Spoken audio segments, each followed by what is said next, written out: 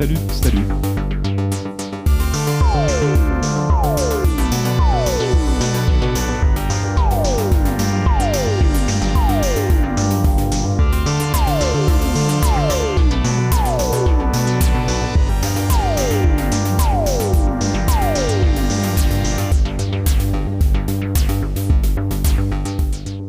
Bienvenue dans cette nouvelle vidéo de présentation.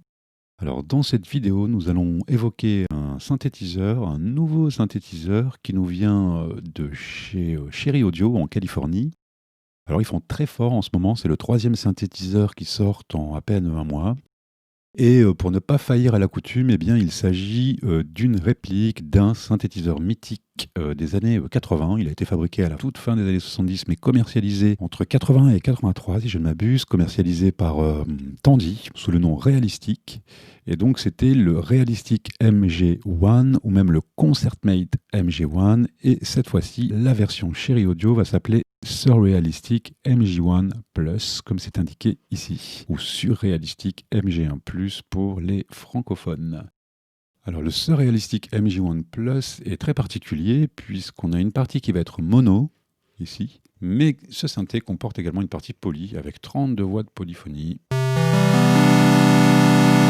Le synthétiseur nous propose également une forme de modulateur en anneau qui est ici, qui va pouvoir venir ajouter une couche à notre timbre, tout simplement. Et puis également, on va pouvoir trouver un générateur de bruit ici, qui était d'ailleurs à l'époque, si mes lectures sont bonnes, un générateur de bruit numérique. Comme d'habitude, on va faire un revutoriel, c'est-à-dire qu'on va vraiment détailler l'ensemble des fonctionnalités de ce qu'on a sous les yeux. Voilà, on va commencer en haut à gauche, on va terminer en bas à gauche ici. On va commencer donc effectivement avec la barre d'outils qui est là-haut. Donc le premier bouton ici va me permettre de repositionner les boutons à leur valeur par défaut, ou en tout cas les tirettes et puis les différents potentiomètres. Vous voyez. Juste à côté de ça, on va trouver la fonction de sauvegarde. En cliquant ici, on va pouvoir ici renommer la collection, lui donner le nom qu'on veut. Comme par exemple ici, vous voyez, Audiorial. On va pouvoir créer une catégorie au sein de cette collection ou aller chercher des catégories qui existent déjà. Par exemple, si je vais dans Audiorial, j'ai déjà créé des presets. Ce sont tous les presets qui ont servi à faire la musique d'introduction. Donc vous voyez ici, ce sont donc les catégories que j'ai créées. Voilà, ici on va pouvoir évidemment nommer le preset et puis juste en dessous lui mettre des mots-clés pour pouvoir le retrouver facilement. Juste à côté de ça, on va trouver la barre de navigation pour aller justement dans les presets. Donc là, on peut choisir par exemple tous les presets. Je crois qu'il y en a 130 qui sont livrés d'usine. Et puis, on peut évidemment aller sélectionner les siens ou d'autres. Voilà. Alors, juste à côté de ça, on va trouver les deux petites flèches traditionnelles. À gauche pour aller vers la gauche, à droite pour aller vers la droite. Et on navigue effectivement dans la banque de presets en faisant comme ça. Les doubles flèches ici représentent pour la partie gauche ici, c'est donc le undo. On va annuler ce qu'on vient de faire. Par exemple, j'ai fait ça. Ça m'embête. Eh ben, je peux faire ça. Voilà. Et puis finalement, j'ai quand même envie de le retrouver. Eh ben, je vais faire ça. Pourquoi c'est intéressant? Eh bien, parce que parfois, on a une tonalité qui va être, ou un ton, ou un timbre qui va être complètement différent en fonction de la valeur, notamment avec cette partie qu'on verra plus tard, ou même quand on synchronise les deux oscillateurs. Un tout petit mouvement peut changer drastiquement le son. Donc effectivement, avoir un undo-redo, c'est quand même vachement bien pour faire comparaison AB, sans avoir à repositionner la tirette exactement à l'endroit où elle était pour retrouver exactement le même timbre. Ok? À côté de ça, on trouve la petite roue qui mène vers les différents settings, les réglages généraux, réglages de l'interface. Moi, j'ai cliqué ici sur Mousewell Adjust Control Value, parce que j'aime bien pouvoir contrôler les valeurs avec la roue de la souris, pardon. Et puis, le dernier item nous permet d'accéder à notre compte ici. Voilà, voilà. Alors, à côté de ça, on va trouver, comme d'habitude, la petite loupe qui va nous permettre de redimensionner l'interface du soft. Si on est loin de l'écran, on peut le faire également via, d'ailleurs, toutes les tirettes. Regardez, ça marche de partout. Et ça marche assez bien. C'est vachement fluide. Et ça permet vraiment de pouvoir s'éloigner de l'écran, si on le veut. Voilà, voilà. Juste à côté de ça, on va trouver le bouton des différents réglages MIDI. Vous voyez, quand on clique dessus, on a une fenêtre qui s'ouvre sur le côté. Et quand je vais venir ici programmer, par exemple, un MIDI Learn, et bien sur le côté, on a donc une ligne qui s'est créée avec les différents paramètres que je vais pouvoir modifier pour justement l'implémentation MIDI, donc la valeur minimum de mon rotatif, la valeur maximum, le type de courbe, le numéro de contrôleur, etc., etc. Donc ça, c'est via ce petit menu MIDI qui est ici. Cette barre MIDI nous donne également une indication quand une note est jouée. Vous voyez ? comme ça. Juste à côté, on va trouver le bouton panique. Ce petit item qui est là, en forme de clavier, c'est pour sortir le clavier de type QWERTY. Et puis donc, juste à côté de ça, on va pouvoir aller chercher le manuel en ligne. Voilà donc pour la barre d'outils. On va commencer avec le premier rotatif qui est ici, qui va permettre d'accorder les deux oscillateurs qui sont ici, qui portent le nom de Tone, Tone Source 1 et Tone Source 2. Et donc avec ce rotatif qui est ici, on va pouvoir accorder les deux oscillateurs ensemble. Voilà, le rotatif qui est juste à côté va nous permettre d'accorder cette fois-ci la partie polie qui est ici.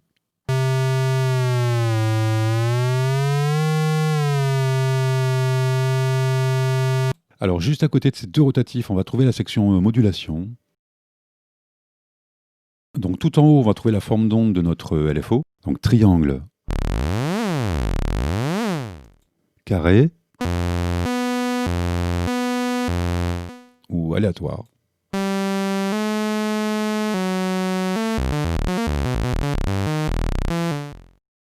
Alors juste en dessous, on va trouver un switch à deux positions. Alors ce switch va nous permettre de réserver le LFO et la modulation à la molette de physique de modulation de notre clavier. Autrement dit, quand c'est activé, on n'a évidemment pas d'action du LFO tant que la molette n'est pas relevée.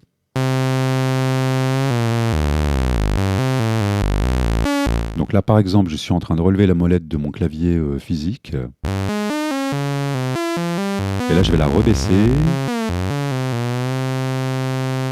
Voilà, donc avec ce petit switch à deux positions, eh bien, on réserve effectivement la modulation à notre roulette de modulation. Alors le switch à deux positions qui est ici va nous permettre de déclencher l'enveloppe automatiquement.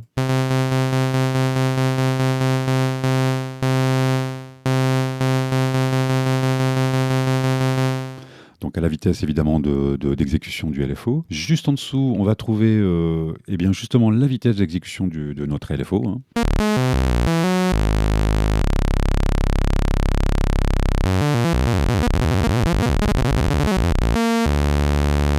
Juste à côté de ça, on va trouver un switch à deux positions de synchronisation. Ça va nous permettre de synchroniser la vitesse d'exécution de notre LFO avec le logiciel Hot.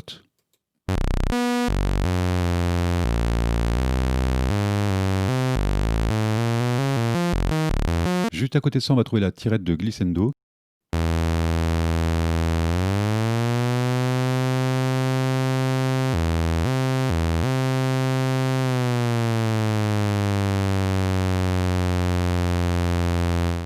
Les trois tirettes ici pour me permettre de doser le LFO sur certains types de paramètres. Par exemple ici, est-ce que j'envoie tous les générateurs de son dans le filtre et est-ce que c'est le LFO qui les contrôle ?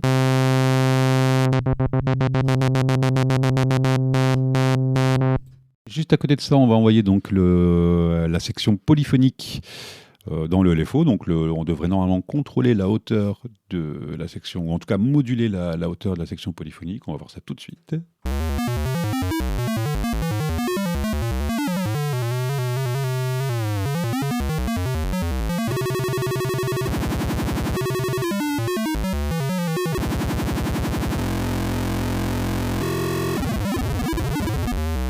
Et donc juste à côté de ça, on va trouver la tirette qui va nous permettre de contrôler l'envoi du LFO vers le pitch des deux premiers oscillateurs qui s'appellent, je le rappelle, Tone Source 1 et Tone Source 2.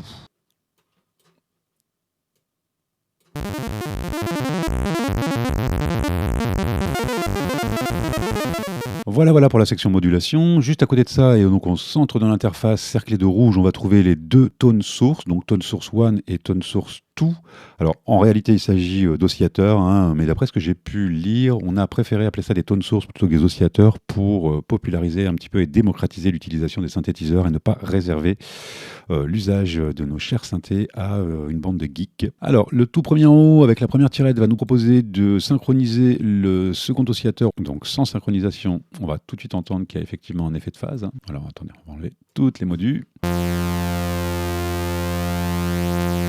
Vous voyez, on entend bien l'effet de phase. Hein. Et quand je synchronise les deux, eh bien je synchronise la phase des deux oscillateurs et ça donne ça.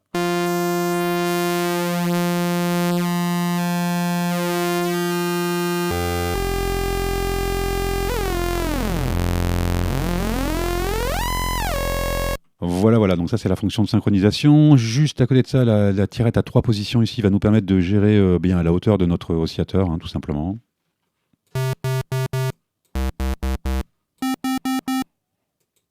Juste à côté de ça, on va trouver une tirette à 2 positions ou un switch à 2 positions pour sélectionner la forme d'onde de l'oscillateur numéro 1, donc le tone source 1, donc une dent de scie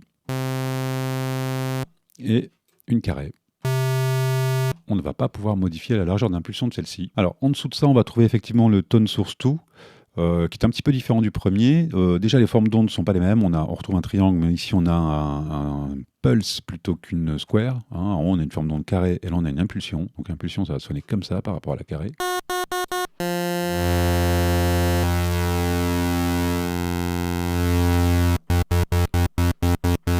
On a donc effectivement, je le disais, une dent de scie. Et puis, comme pour le tone source 1, eh bien, on va pouvoir régler effectivement la hauteur de cet oscillateur ou de tone source. Hein.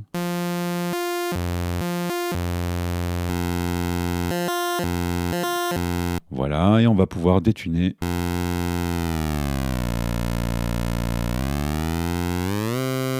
À plus 7 ou moins 7 sémitones, c'est-à-dire demi-tons. Et ça va nous permettre d'obtenir des couches ou des choses assez épaisses, hein, si on le souhaite. Voilà, voilà pour la section tone source, ou en tout cas oscillateur. Alors, juste à côté, cette partie jaune qui est ici, qui s'appelle contour, va nous permettre de gérer d'une certaine façon l'enveloppe de tout ça, hein, le filtre et également eh bien, les différents oscillateurs ou générateurs de son. Donc on a le premier switch qui est ici, qui nous permet de gérer le sustain. C'est très utile pour créer par exemple des sons de percus. Si je voulais faire un kick par exemple, eh bien, je ferais comme ça.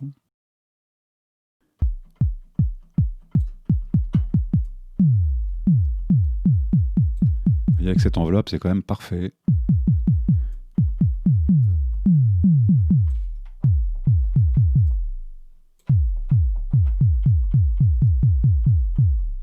Voilà, et donc, eh bien après, évidemment, on va rajouter du sustain à notre son. Alors, grâce à ce petit switch à 3 positions ici, je vais pouvoir eh bien, déterminer comment est-ce que les tones sources sont jouées. Dans sa position la plus à gauche, on va bénéficier de l'enveloppe pour les générateurs de son. Et dans sa position centrale, ce petit switch va permettre d'utiliser le clavier comme une gate et de ne pas bénéficier de l'enveloppe. Autrement dit, tant que la touche restera appuyée, le son sera audible. Dès lors où on lèvera le doigt, eh bien, on n'aura plus de son du tout. Et dans sa position la plus à droite, on va ouvrir le VCA et puis donc générer un son continu.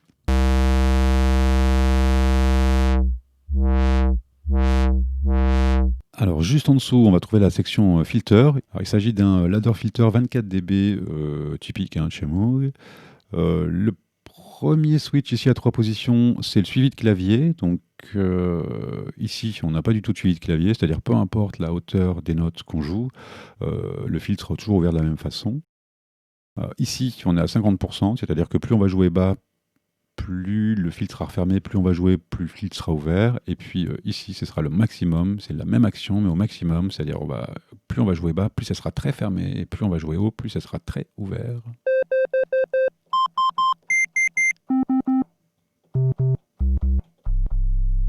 Ok.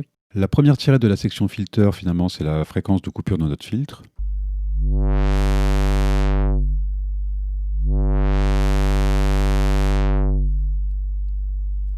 Juste à côté, on va trouver la résonance.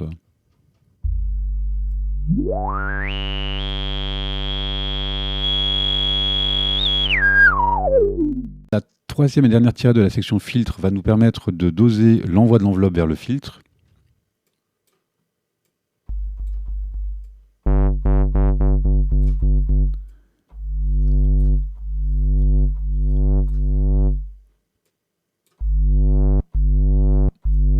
Alors, à côté de la section contour, ici en vert, on va trouver la section poly. Donc, elle a une petite différence avec la version hardware, c'est qu'on a la possibilité de sélectionner non seulement la forme d'onde parmi deux, mais également la hauteur de cet oscillateur. On n'avait pas la possibilité sur la version hardware.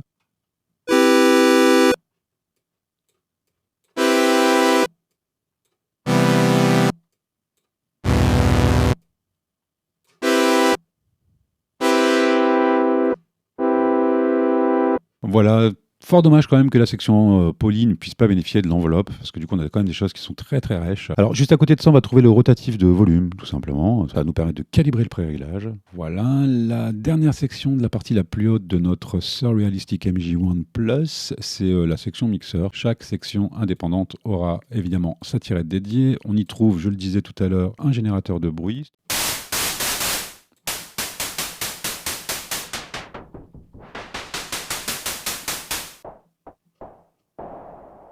Alors cette petite tirette qui est ici, qui s'appelle Belltone, finalement représente un modulateur en anneau.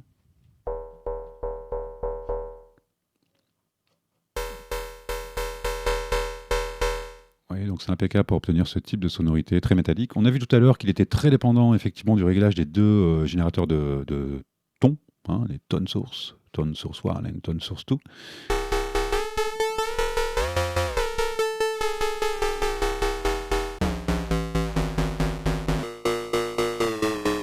Voilà, et donc la dernière tirette, ça va être la tirette pour gérer le niveau de la section poly. Voilà, voilà pour la section mixeur. On va descendre maintenant en bas du clavier. Alors ce petit switch à 3 positions me permet de régler la note priority, donc la priorité des notes. Juste en dessous, eh bien, ce switch à 2 positions nous permet de trigger le VCA à chaque pression sur une touche. Et pour terminer, ce petit switch à 3 positions va me permettre de régler la hauteur de mon clavier.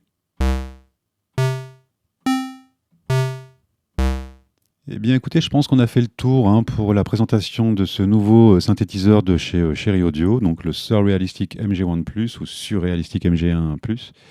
Alors moi je dois vous dire que c'est un synthétiseur que j'aime beaucoup. Voilà, hein, donc effectivement ce morceau de démonstration a été réalisé uniquement avec des occurrences de ce synthétiseur. Alors pour l'instant il est gratuit, donc n'hésitez surtout pas, c'est vraiment une bête de synthétiseur. Ça sonne vraiment vraiment bien. Encore une fois c'est très très léger sur les ressources pros. Voilà.